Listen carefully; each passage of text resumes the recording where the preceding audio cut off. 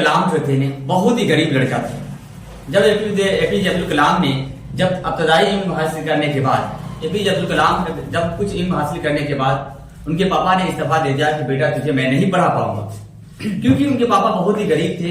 उनके पापा मछली पालन करते थे, यानी मछली बेचते थे यानी, और उनके पास बहुत सारे परिवार थे। उन्होंने इस्तीफा दे दिया कि बेटा मैं तुझे नहीं पढ़ा पाऊंगा।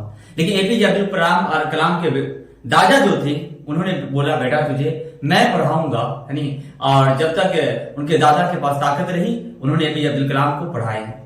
उनके पास उनके एपीजे अब्दुल कलाम की बड़ी बहन जो थी, उन्होंने उनके पास कुछ जेवराते थे, उन जेवरात को बेच कर उन्होंने उस जेवरात को बेच कर अपने भाई को उन्होंने पढ़ाए। लेकिन जब उनके पास जेवरात खत्म हो जाने के बाद एपीजे अब्दुल कलाम बहुत ऐसा हुआ, उसके बाद उन्होंने अखबार बेच के उन्होंने पढ़ाई किया।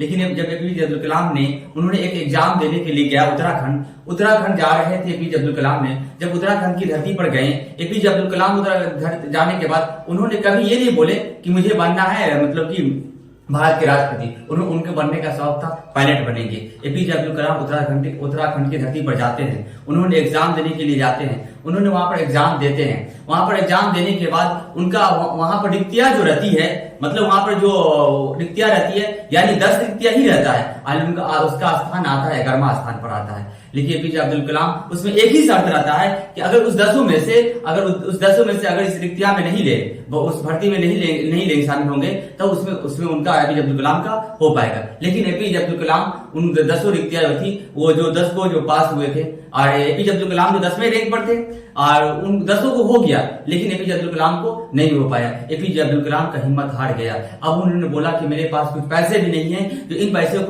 पैसे के भाड़ा कर मैं अपने घर जाऊंगा। लेकिन एपीजे अब्दुल कलाम ने हिम्मत हार गया। उन्होंने सोचा कि अब मुझे आत्महत्या करना है।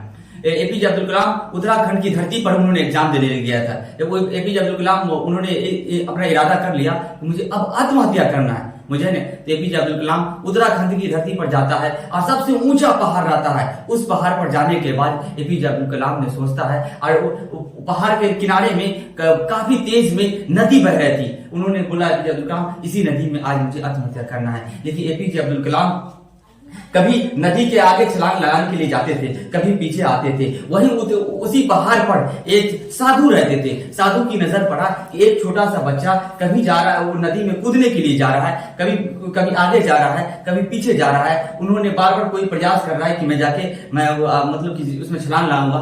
लेकिन एपीजे अब्दुल कलाम जैसे अब साधु को नजर पड़ता है, साधु वैसे ही जाता है। और जाने के बाद साधु वैसे ही वहां पहुंचता है और एपीजे अब्दुल कलाम से पूछता है बेटा क्या माजरा है, क्या बात है। तो एपीजे अब्दुल कलाम ने कहता है कि मैंने उत्तराखंड की धरती पर एग्जाम देने आए थे, लेकिन उस एग्जाम में मैं पास नहीं हो पाए। मेरे पास इतना पैसा नहीं है कि उस पैसा को किराया कर मैं अपने घर जा पाऊं, इसीलिए मेरा हिम्मत हार गया है और मैंने अपने आत्महत्या करने के लिए जाना। एपीजे अब्दुल कलाम को साधु ने कहता है बेटा हिम्मत मत हारो, क्योंकि इससे भी तुम्हारा बड़ा कोई पद है नहीं, इससे भी तुम बड़े बनोगे, ठीक है ना। साधु ले जाता अपने जहाँ पर साधु रहते हैं, वो साधु वहां पर ले आते हैं उस कुटिया में, जहाँ कुटिया में खाना वाना खिलाते हैं। खाना वाना खिलाने के बाद उसको कुछ पैसे देते हैं और फिर बोलते हैं बेटा जाओ, और तुम एक दिन तुम पायलट बनना चाह रहे हो, तुम एक दिन पायलट से भी बड़े बनोगे। वही क्या आज उस दिन एपीजे अब्दुल कलाम हिम्मत हार जाते